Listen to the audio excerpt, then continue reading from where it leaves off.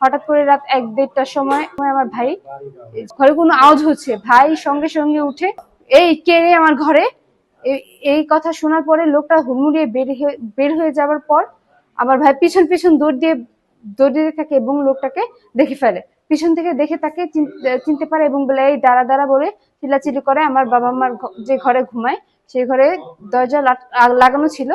ভাই তাড়াতাড়ি করে দরজা খুলে দিয়ে বাবা ভাই চাচারা সবাই চিল্লাচিল্লি করে ওদের পিছন পিছন গিয়ে ওদের আর ধরতে পারে না।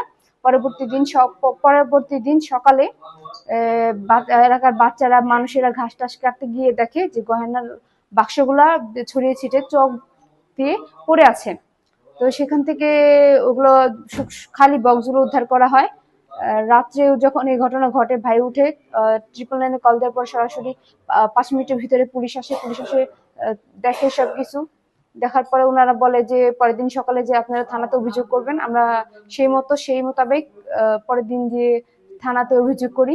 অভিযোগ করার আগে দেখি আমাদের আগে যে বিবাদী পক্ষ যে চোর কালাম উনি আমাদের নামে উল্টো মামলা করে রেখেছে যে তাকে আমরা মারধর করেছি, জিজ্ঞাসাবাদ করেছি এইসব বিষয় নিয়ে।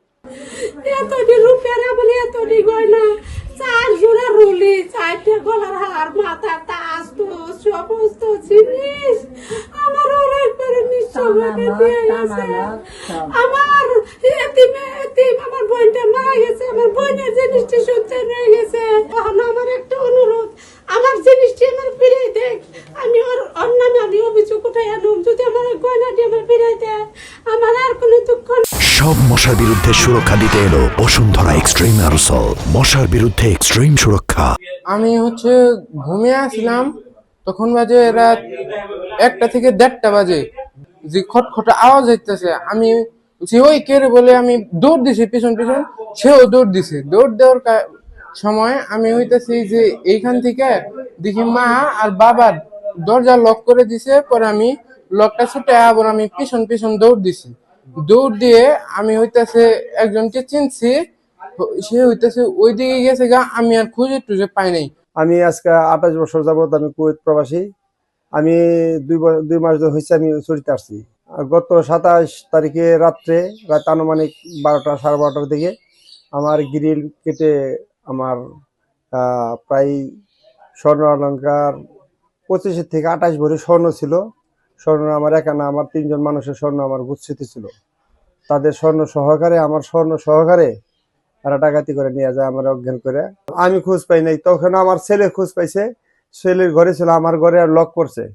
ছেলে পিছনে থেকে বলছে যে কালাম কালাম কালাম, এই কালাম বাইরে গেল।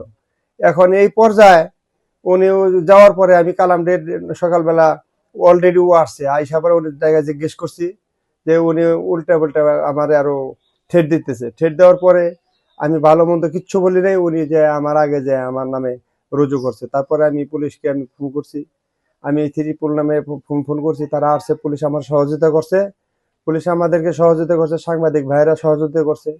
এখন আমি চাইতেছি, আমি খুব গরিব মানুষ, আমি খুব কষ্টে পয়সা অর্জন করি।